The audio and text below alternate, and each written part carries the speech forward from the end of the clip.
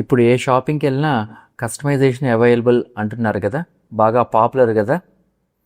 ఇప్పుడు మనం బట్టలు కొనడానికి వెళ్ళాం, వన్ సైజ్ ఫిట్స్ ఆల్ అనే కాన్సెప్ట్ లేదు. మన బాడీకి సూట్ అయ్యేటట్టు, ఫిట్ అయ్యేటట్లుగా డిజైన్ చేసి ఇస్తున్నారు కదా. అలానే జ్యువెలరీస్ కొనడానికి వెళ్ళాం అనుకోండి, మనం మెటల్ని, జెమ్ స్టోన్స్ని, డిజైన్ని చూస్ చేసుకొని కస్టమైజ్డ్ ఆర్నమెంట్స్ని డిజైన్ చేయించుకోవచ్చు. హోటల్కి వెళ్ళాం, గ్లూటెన్ ఫ్రీ అనే బోర్డ్స్, లేదంటే వితౌట్ ఆనియన్ గార్లిక్ అనే ఫుడ్ బోర్డ్స్ కనిపిస్తాయి మనకి. అంతెందుకు, ఆన్లైన్లో ఏదైనా ఒక ప్రోడక్ట్ సెర్చ్ చేశారనుకోండి, దాని రిలేటెడ్ పర్సనలైజ్డ్ యాడ్స్, మెసేజెస్ మనకు వస్తూ ఉంటాయి కదా. అలానే జిమ్కి వెళ్ళాం, మన బాడీ స్ట్రెంగ్త్ని బట్టి ఎక్సర్సైజెస్ చెప్తారు. ఫినాన్షియల్ అడ్వైజర్ దగ్గరికి వెళ్ళాం, మన గోల్స్ని బట్టి ఫినాన్షియల్ ప్లాన్స్ చెప్తారు. బ్యూటీ ప్రోడక్ట్ కొనడానికి వెళ్ళాం, మన స్కిన్ టైప్నో, హెయిర్ టెక్స్చర్నో బట్టే ఇస్తారు.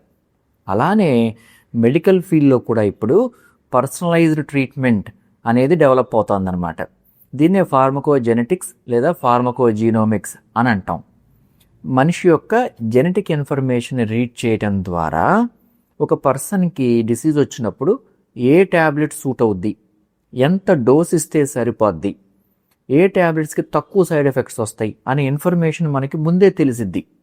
సో దట్ ఏమైంది, ఇప్పుడు ప్రజెంట్ ట్రీట్మెంట్ ప్లాన్ ఎట్లా ఉంటుంది, ట్రయల్ అండ్ ఎర్రర్. ఒక ట్యాబ్లెట్ రాస్తాం, పని చేయొచ్చు, ఓకే, చేయకపోతే వేరే ట్యాబ్లెట్ ఇస్తాం. సో వేరే ట్యాబ్లెట్ మార్చాల్సి వచ్చినప్పుడు అప్పటిదాకా మనం చేసిన ట్రీట్మెంట్ వేస్ట్ కదా. పేషెంట్కి జబ్బు పెరిగిద్ది, సఫరింగు పెరిగిద్ది. సో అలా కాకుండా ఈ టెక్నాలజీ ద్వారా మనం రైట్ డ్రగ్ని రైట్ డోస్ బిగినింగ్లోనే ఇచ్చేయచ్చు. సో దట్ పేషెంట్ ఫాస్ట్గా రికవర్ అవుతారు, తక్కువ సైడ్ ఎఫెక్ట్స్తో. క్యాన్సర్ మెడిసిన్స్లో ఈ రీసెర్చ్ బాగా అడ్వాన్స్ అయిందండి. ఈ మెడిసిన్స్కి చాలా సైడ్ ఎఫెక్ట్స్ ఉంటాయి కదా, సో ఈ పేషెంట్స్కి చాలా హెల్ప్ఫుల్ అన్నమాట.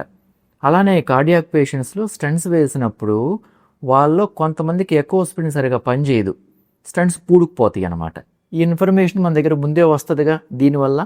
సో ఈ పేషెంట్స్ని మనం క్లోజ్గా మానిటర్ చేయొచ్చు. సైకియాట్రీ మెడిసిన్స్తో కొంతమందిలో బాగా మగత వచ్చింది, ఆ మగతని తట్టుకోలేక చాలామంది మందులు మానేస్తూ ఉంటారు. ఇప్పుడు మనం ఈ సైన్స్ ద్వారా ఏంటి, ఒక పర్టికులర్ పేషెంట్కి ఏ ట్యాబ్లెట్కి ఈ సైడ్ ఎఫెక్ట్ వస్తుందో ముందే తెలిసిద్ది కాబట్టి దాన్ని అవాయిడ్ చేస్తాం. సో మిగతా మందులు వాడుకొని అందరిలాగా యాక్టివ్ లైఫ్ లీడ్ చేయగలుగుతారు. యాజ్ ఆఫ్ నో ఈ జెనెటిక్ టెస్టింగ్ కొంత ఎక్స్పెన్సివ్ అండి, కానీ ఐ హోప్ నియర్ ఫ్యూచర్లో ఈ టెస్ట్లు అందరికీ అవైలబుల్గా, అఫోర్డబుల్గా ఉంటాయి. మనందరం పర్సనలైజ్డ్ అండ్ క్వాలిటీ ట్రీట్మెంట్ని పొందగలుగుతాం. Thanks to science and technology. Thank you for watching.